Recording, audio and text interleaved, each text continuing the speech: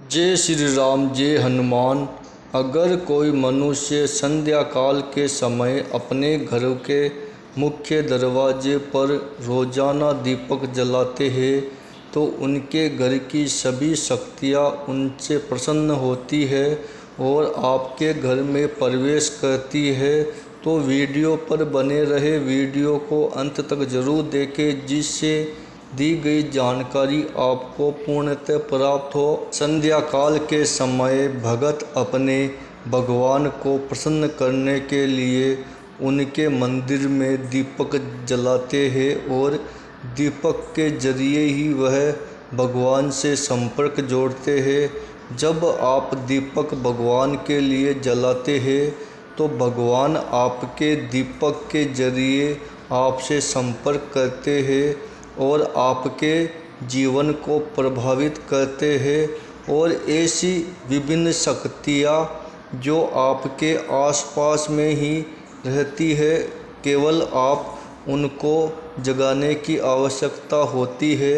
जब आप अपने घर में दीपक जलाते हैं तो आपके घर में जो शक्तियाँ विराजमान होती है वह आपसे प्रसन्न होती है। जब आप संध्या काल के समय अपने घर के मुख्य दरवाजे पर दीपक जलाते हैं तो उनसे आपके घर की जो शक्तियाँ हैं, जो आपके पितृ होते हैं, वह आपके घर में प्रवेश करते हैं। जो समय आप निर्धारित करते हैं, ऐसी अनुभूतियाँ होती होगी। कभी रात्रि के 2 बजे या 3 बजे प्रातः अचानक नींद खुल जाती है और कोई सुगंध आती है, गुलाब, चमेली, मोगरा या किसी गूगल धूप की सुगंध आना।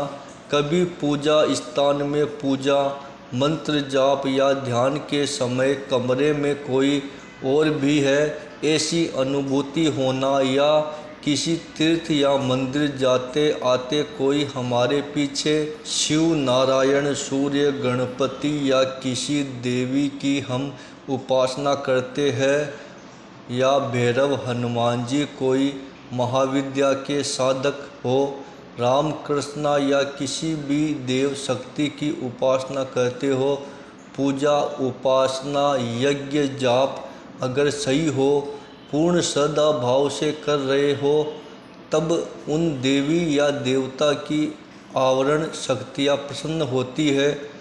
आवरण देवी देवताओं की संख्या करोड़ों खरबों में है।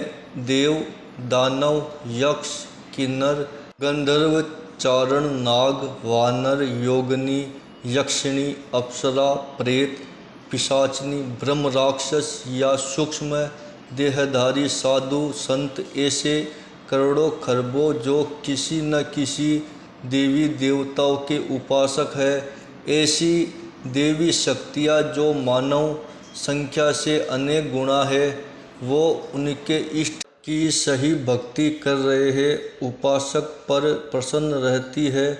जैसे अगर आप शिव जी की भक्ति उपासना कर रहे हैं तो शिव के 35 रुद्र, 64 भैरव, योगिनियाँ, सप्त ऋषि सहित लाखों शिवगण और उनके भी आप देवताओं की संख्या करोड़ों में है। आपकी सही श्रद्धापूर्वक भक्ति और सेवा कार्य समय इनमें से किसी की दृष्टि पड़ती तो वो प्रसन्न होकर आपके पीछे चलते हैं, वह आपके घर में प्रवेश करते हैं और अदृश्य स्वरूप आपके कार्यों में मदद करते रहते हैं। कोई अबोल पशु पक्षियों को भोजन दे रहा हो या किसी अशक्त निसहाय की मदद कर रहे हो, छोटे बाल बच्चों को प्रसन्न कर रहे हो या किसी साधु संत ब्राह्मण की सेवा कर रहे हो, उस समय वहाँ से पसार होने वाली किसी शक्ति की आप पर दृष्टि हो जाए तो वो शक्ति जीवन भर आपको सहायक रहती है। पर अति महत्वपूर्ण कि आप सदैव अन्यों की भलाई करते हो। कभी किसी के लिए बुरा सोचा, किसी के लिए बुरा बोला, निंदा कुंथली की या किसी का अपमान किया या अहित किया तो ये दैवीय शक्तियाँ चली जाती है। आपके पीछे किसी देवी शक्ति की सहायता जरूर रहती है। दैवीय शक्तियाँ इस संसार में विचरण करती रहती है। जो मनुष्य संध्या काल के समय अपने घर के मुख्य दरवाजे पर दीपक जलाते हैं कि उनके घर में उनकी घर की सभी शक्तियाँ प्रवेश करती है और उनके साथ में बहुत सी शक्तियाँ आपके घर में प्रवेश करती है, जो आपके घर के सदस्यों की सदैव रक्षा करती है।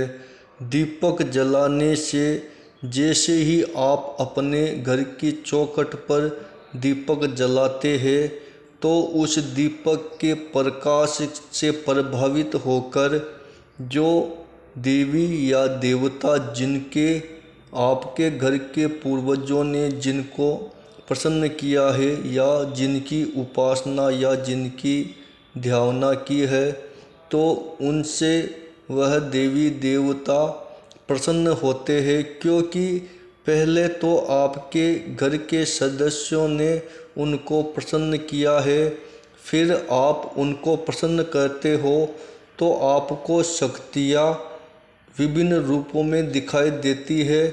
आपके घर में ही वह शक्तियाँ विचरण करती है। संध्या काल एक ऐसा समय होता है जब देवी देवता ऐसे स्वरूपों में नजर आते हैं। वह आपके भाव को ही देखते हैं और उनसे ही वह चलती है। जैसे आप अपने घर के मंदिर में भगवान के समक्ष बैठकर या कोई प्रार्थना या उनके कोई स्तोत्र मंत्र जप करते हैं, तो वह भी शक्तियाँ आपको देखकर प्रभावित होती है और वह आपकी सहायता करती है।